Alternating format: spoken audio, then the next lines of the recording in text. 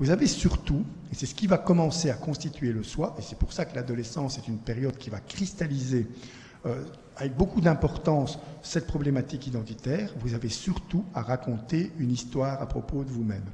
Si vous n'êtes pas en mesure de raconter une histoire à propos de vous-même, le soi n'émerge pas. Le moi, c'est ce que vous êtes. Le soi, c'est l'histoire que vous racontez à votre propre propos. Ce qui explique, par exemple, dans une société qui hypertrophie le soi, que la maladie d'Alzheimer est vécue comme un drame absolu.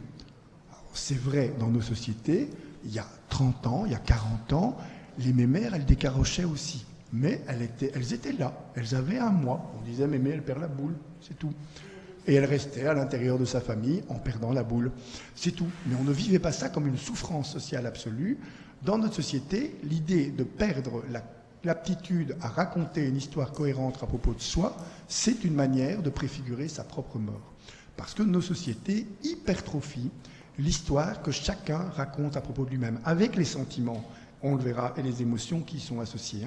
Ça veut dire que, par exemple, c'est le principe même des jeux télévisés, on vous demande, et c'est le principe des speed dating, si vous voulez accrocher l'autre, il faut que vous racontiez une anecdote vous concernant, une petite histoire qui vous concerne.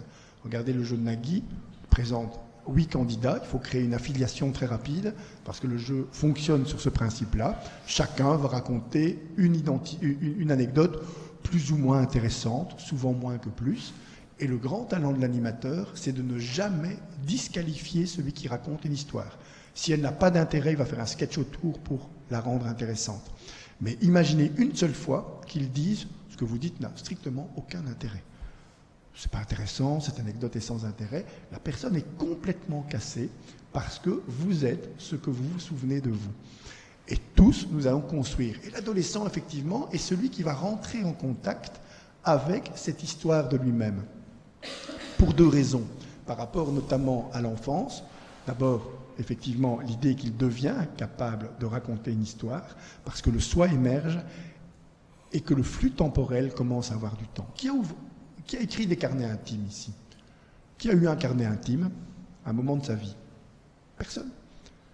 Vous, au moins une personne, oui, une fille, très souvent les filles d'ailleurs, à l'adolescence, c'est à ce moment-là, il n'y a pas de carnet intime, alors pendant l'enfance, vous ne savez pas raconter une histoire. Et le carnet intime, ce n'est pas une histoire. C'est souvent des détails. Alors, très souvent, la première page est très jolie.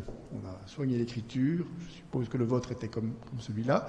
On soigne l'écriture parce qu'on écrit pour soi comme un autre. On n'a pas envie d'être lu, mais on pourrait être lu. Et on écrit à soi en train de se constituer.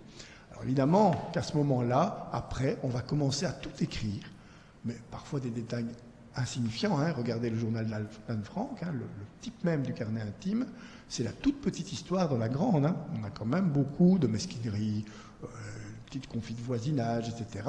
Alors qu'on est dans une grande histoire tétanisante, eh bien dans le carnet intime, il y a une place pour la petite histoire de soi, celle qui fait qu'on se construit à l'intérieur d'un flux temporel.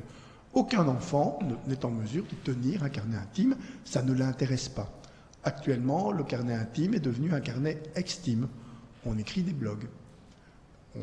On se montre par l'image, par le texte, et on va alors sortir de la sphère de l'intimité, alors qu'on a l'illusion de l'intimité, c'est la même fonction que le carnet intime, et on va le constituer. Et là, l'image de soi va devenir prépondérante dans la construction de soi.